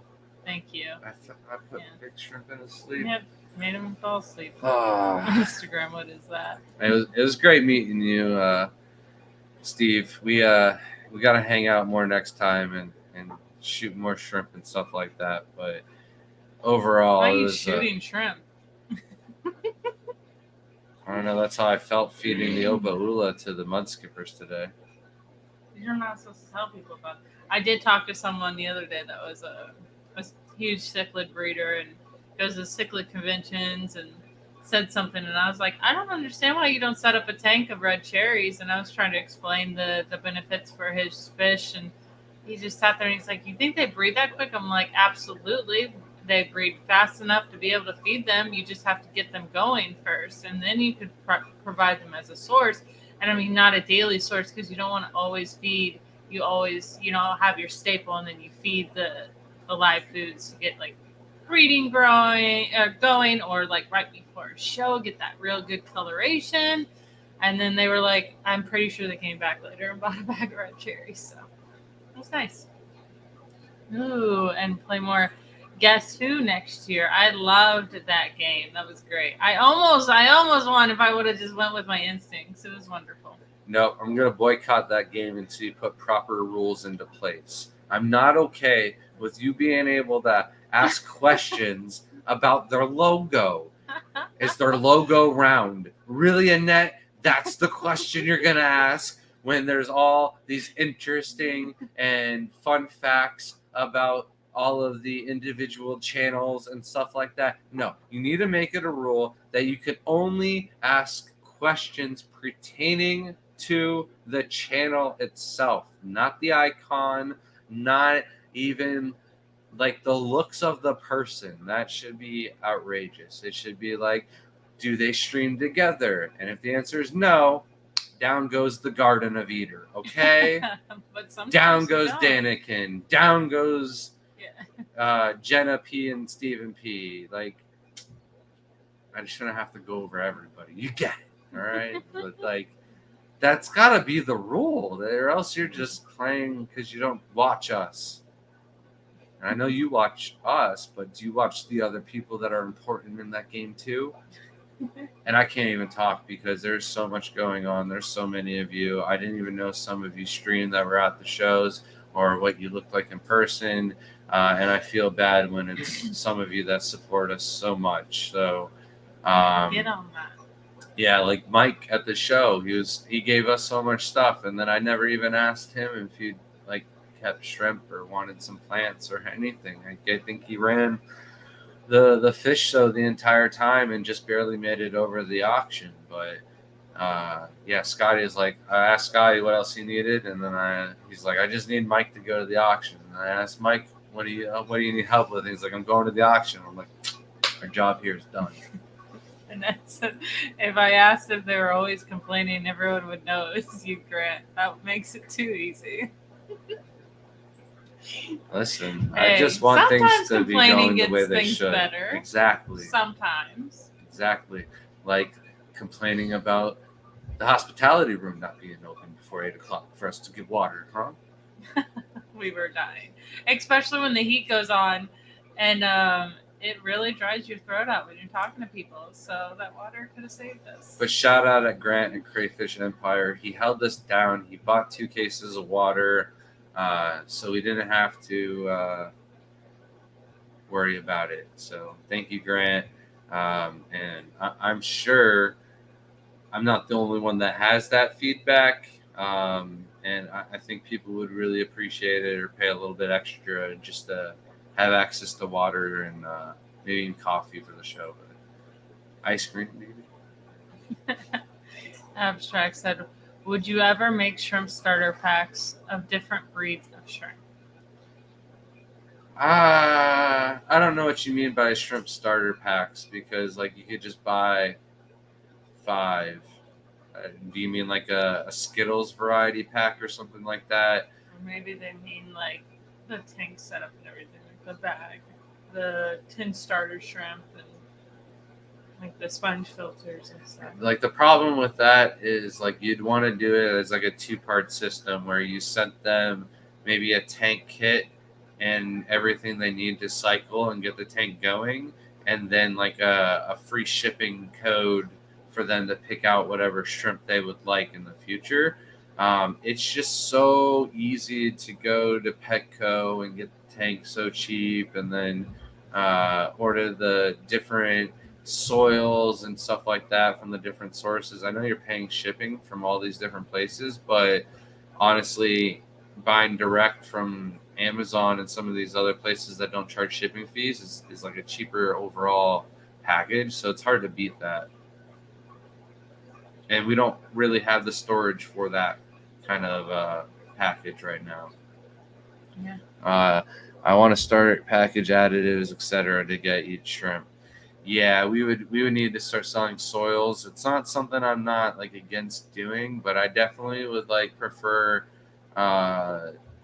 like a storage area or something before we got into it. I don't know if that's doable at this house. Like a setup with leaf litter, shrimp, food samples, and so on. We just don't use leaf litter, so I don't know. Maybe we'll have a package deal for like salts and foods or something like that we actually do use and sell on the website in the future. I definitely want to start doing larger bulk orders of our foods like the soy ahoy, especially. We're also going to be offering larger quantities of the shrimp envy foods. We just kind of tested that out at the last show, and I think we definitely sold more bags of shrimp food because we had that over some of the competition.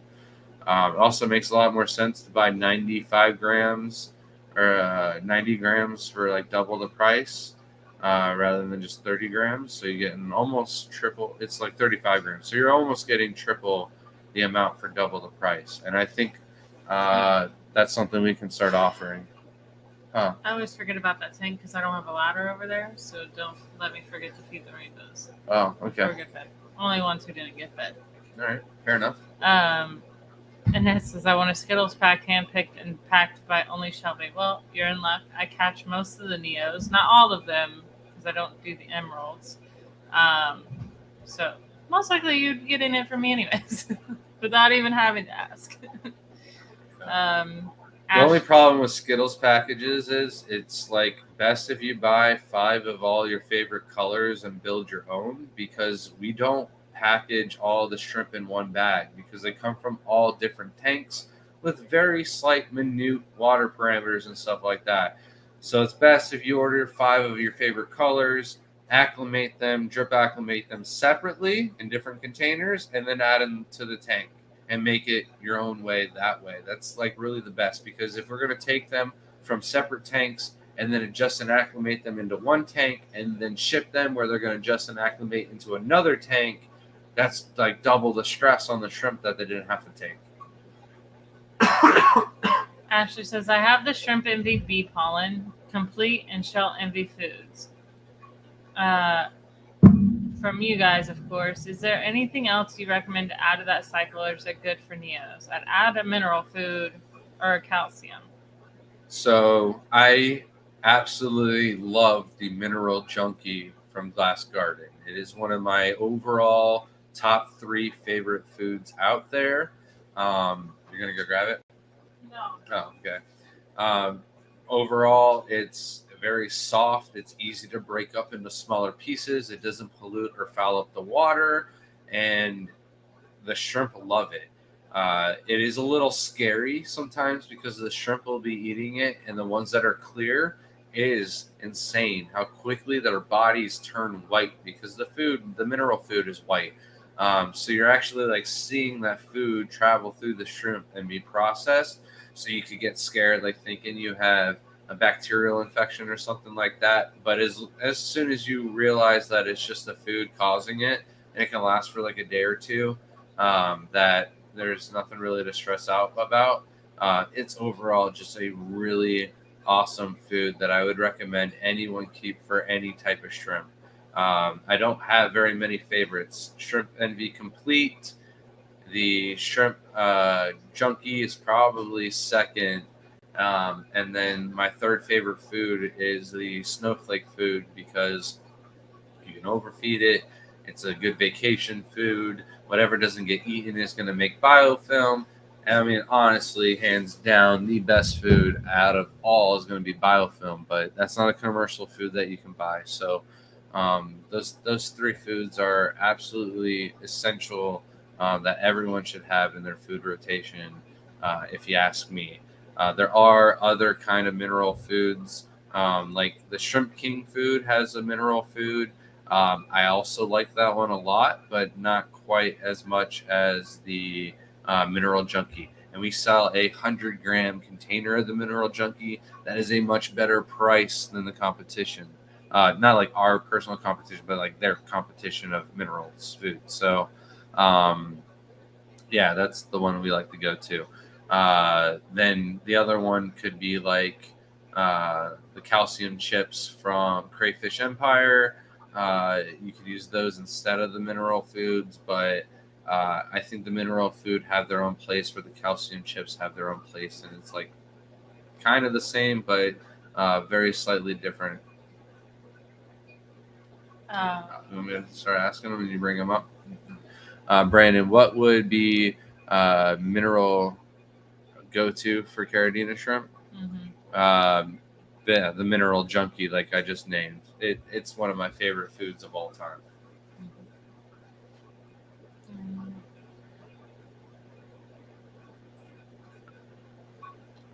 Ashley says, I'll be away for 2 weeks soon, so snowflake is good for traveling. Yeah, absolutely. If you normally feed 1 pellet of food for your shrimp tank, you could feed easily 3 to 5 pellets of the snowflake food into that aquarium, and you're going to see a ton of food scattered. It expands and grows and turns into a little white wonderland, and that's why they give it the snowflake name for it. It looks like snow on the ground. And it's going to last a while, but as it breaks down and doesn't pollute and dirty up the water, and what doesn't get eaten right away kind of molds and breaks down into biofilm. And then the shrimp are definitely going to be wanting to eat that. So it is one of the best foods. The other food I recommend for vacation feeding is Indian almond leaves. They do dirty up the water more than the snowflake food does. So we don't use Indian almond leaves here, but 2 weeks is a pretty long time. So maybe what I would do is 2 Indian almond leaves and some snowflake food, and that should last them plenty of extra food to get through the 2 weeks, no problem. We usually only leave for like 5 days at a time. But your shrimp can go a week or 2 without eating food. I always tell people we can go 2 months without leaving, or 2 months leave without feeding our shrimp, and nobody else would be taking care of the shrimp while we'd be gone, and we'd be just left with more babies than what we had losses. So, but if I left for 2 months, I'd probably throw some Indian almond mousse into the tank, knowing that preparation, thinking ahead. Craig's Catfish Cave. My red wine tanks is full to the top with red wines, Grant and Shelby. From no luck to full tank. Thanks for all the great advice. Those are the stories we like to hear. That's why you brought it up. That's heartwarming, especially knowing where you come from and how hard it is to get those shrimp where you live. Yeah, it's a detriment to the shrimp hobby in another continent, and that's great. And hopefully, you're able to trade or sell off some of those and spread the hobby and continue to grow it over in another country. Brandon, gotcha.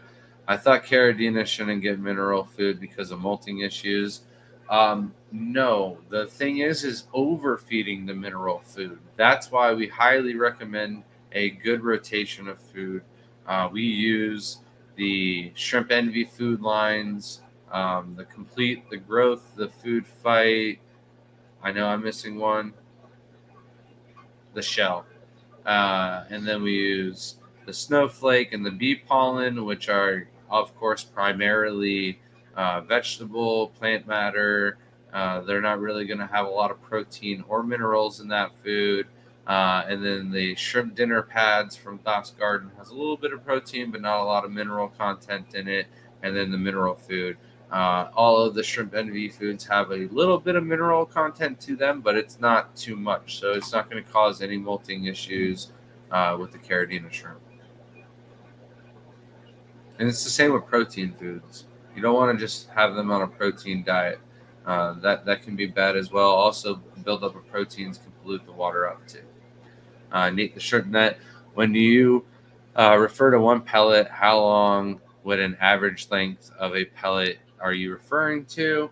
Like if you just buy most of the commercial fish foods like Shrimp Envy, Shrimp King, our soy ahoy pellets and stuff like that, they're all average roughly like a centimeter and a half in size. I would say like the longer ones I kind of break into 2 to 3 pieces, where the average size piece we break into half pieces for small tanks and full pieces for, I'd say, the average aquarium in our house, and then like 2 to 3 on tanks that are really busting in population. There are foods like the MK and SL Aqua where like the shrimp sticks can come out like that long, and we break those up into like 3 pieces to make them one pellet. So hopefully that helped. But if you have a good variety, you should have like an average size of a pellet. Abstract Aquatics, do you ever scrub your turtle shells or just let them be? Yes, absolutely. Every now and then we do take a soft, clean toothbrush, give them a little bit of a scrubbing. We've never had to do that for our smaller terrapins that are in the greenhouse, but we've certainly had to do that for our turtles in the pool, just because the algae from the full sun outside all the time can build up. They do shed from time to time. They shed their scutes, and then you don't have to worry about it. But if the algae does get too much of a buildup, it can prevent them from getting UVB ray penetration. So we definitely take care of it when we have to. Living Dream Aquatics. Have you ever seen a metallic fancy tiger? Yes. They are few and far between, but they are normally not actual fancy tigers. They're normally Nanashi with low quality grade. So whether or not I believe it was a metallic fancy tiger is another case. But I do think that we need to list the winner for the giveaway before it gets too late, because it's already the top of the hour. So you bring that down. We have 2 winners this week, and I'm going to have to, moving forward, make it a new rule. No more editing your comments to get them to count. So if you have to edit your post, you're going to just want to make a brand new post to try and get that answer in faster, because it's kind of messed up if you went in after the fact, after you read somebody else's answer that was correct, and went in and changed your answer, even though you messaged first. You didn't originally have the answer right. I'm not saying the winner this week did that, but it's impossible to prove that or whatever. And I didn't want the other person who answered just after them to get gypped. So I can't prove anything either way. And I'm not accusing anybody of doing anything. But in the future, we're going to have to move forward with no editing on your answers. So we have 2 winners this week, Amisa and Beta Aquatics. Amisa, I'm sorry. And Beta Aquatics 2604. So you guys can email us at thegardenofeater@gmail.com, and we will send you the prints.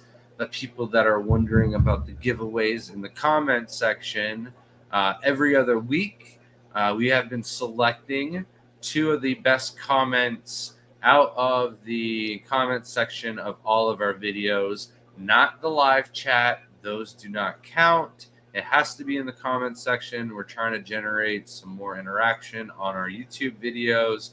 And to do this, we are doing a giveaway of a print every 2 weeks. So you guys are the winners this week. I don't have a question of the week yet. I might come up with one next week when Crypt Keeper comes up for his question of the week, if nobody comes up with anything good. The comments could be anything from you guys showing us support or having the topic of the week idea. Also gets you a free print as well. And then on top of that, it could just be a good question in the comment section or something like that, or pointing out a good suggestion that can make the channel better. So any of those reasons can land you guys a free print in 2 weeks. So let's see what you got in the comment section below on this video, or any other one moving forward will help you earn a print. I think that's it for this week. I think we got everything we wanted covered. I don't know how I'm still so lively and not yawning and passing out and falling asleep. Liquid Zoo says, 13 months waiting on my grant. Thank you. Well, listen, Matt, I'm waiting on my display because I saw a bunch of nice displays. You have to fill it out. I already figured that out. Oh, did he send us an email, No. though? No, it's on. Well, he should have sent us an email letting us know that that's what we needed to do. I requested it.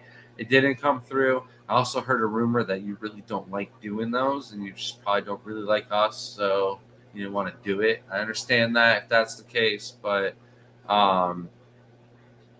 it would have been nice if you were there. I really saw a lot of support for the Fish Fam link and everything going on this weekend. We had room on the table for it, just barely, but there was a little room on the table for the plaque. And I appreciate you hanging out for us for the last 13 months, Matt, and everything you do for the Fish Fam. So we'll be getting those prints, and the special thank you to everybody who's been supporting us for as long as you have. It really means a lot. The Keystone Clash, these events that we've been going to, the clubs, you guys really show us a lot of support. You make us feel like we got 5 million subs, not just 5,000. It really does. I requested you to send me the email. Sheesh. But thanks, Matt. We got 3, possibly 4 more shows now coming up soon. So Abstract says, when will we start giving out shrimp stick-on tattoos?